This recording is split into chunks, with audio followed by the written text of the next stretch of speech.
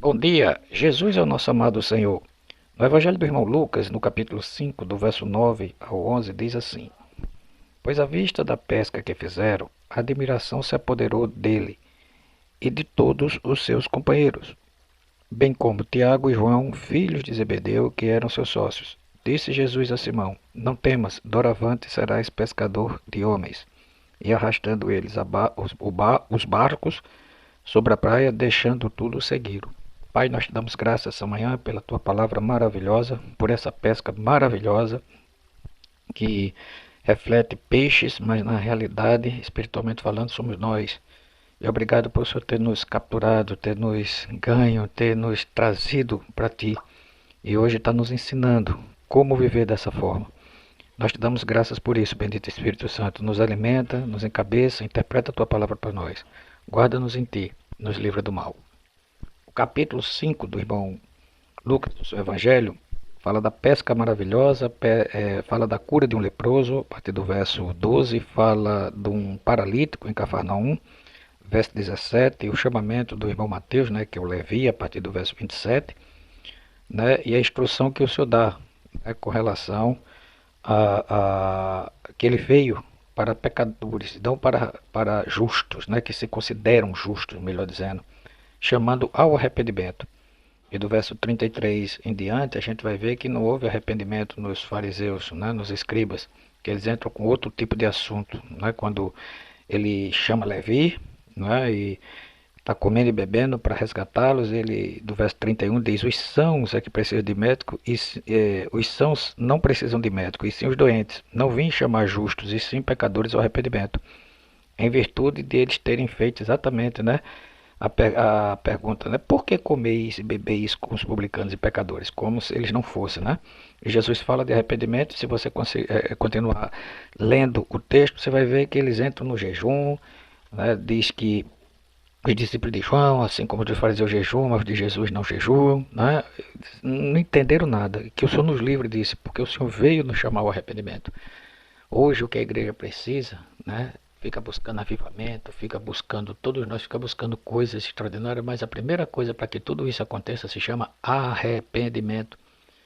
Não é arrependimento do que a gente faz, primeiramente é arrependimento de quem nós somos. E o que é que acontece com isso? Não colocar o Senhor como primazia, não colocar o Senhor como prioridade, colocar focos equivocados no lugar dele, onde Efésios diz que Cristo, a partir do capítulo 3, você leia lá, tá certo?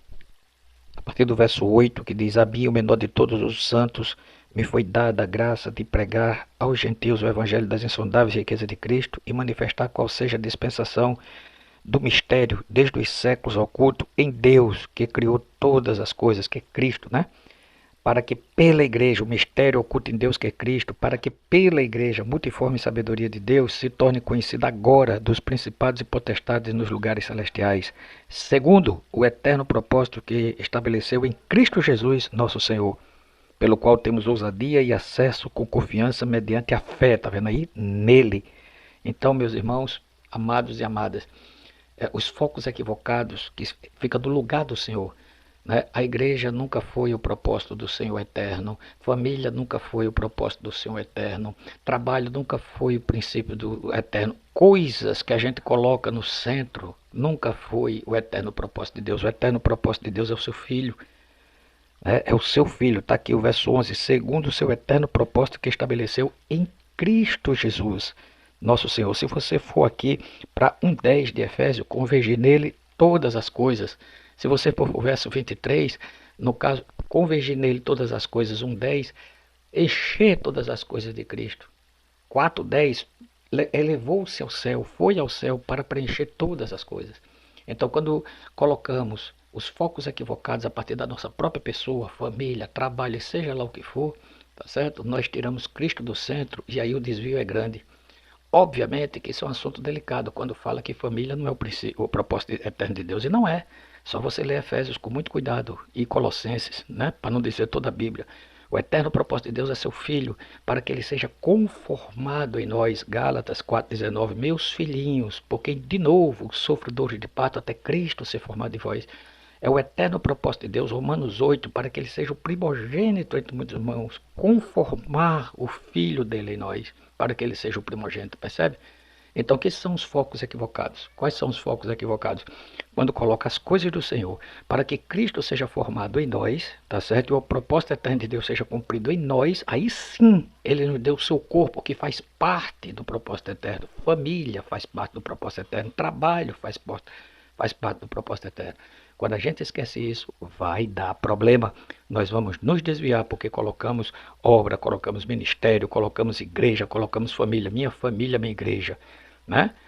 Minha família, desculpa, minha vida, minha igreja, minha vida, né?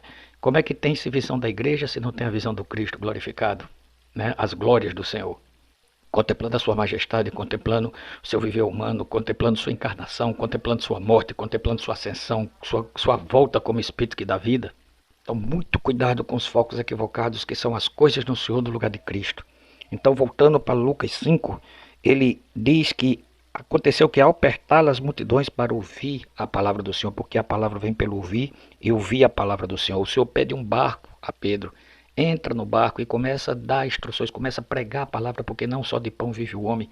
E depois de dar as instruções e pregar a palavra, como quem retribui, cheio de graça, Pedro, né, dando essa pesca maravilhosa, onde manda lançar as redes, e Pedro, que passou a noite com os companheiros pescando, não pescaram nada, mas diz sobre a tua palavra, crê no que o Senhor é, crê no que o Senhor diz. Lançaremos a rede, e foi uma pesca maravilhosa, como o próprio contexto fala.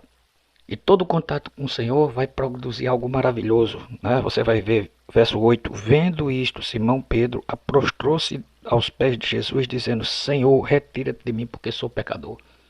Né? Então é isso, as glórias de Deus, a contemplação do Senhor, né, vai mostrar quem Ele é e quem somos nós. Salmo 36, 9. Né? Na tua luz, tu és o manancial da vida, na tua luz vemos a luz. E o texto que o Senhor nos deu, que ele diz, não temas, doravante serás pescador de homens. Vamos ver isso numa uma profecia maravilhosa em Gênesis 49, verso 16. Isso na Almeida Revista e Corrigida. Quando José, né, traz os filhos e ele abençoa, né, e José até fica intrigado com a troca de mãos, né, mas Jacó diz uma coisa a José, o anjo que me livrou de todo mal abençoe estes rapazes. Abençoe estes rapazes, seja chamado neles o meu nome e o nome dos meus pais, Abraão, Isaque, e multiplique-se como peixes em multidão no meio da terra. Peixe vive no mar, não é na terra. Então, quando ele estava profetizando isso aqui, era o que o Senhor estava chamando Pedro, a mim e a você, para que doravante não temas, sejais pescadores de homens, peixes na multidão da terra. Desfrutem dos versículos. Lucas 5, Gênesis 49. Louvado seja o Senhor.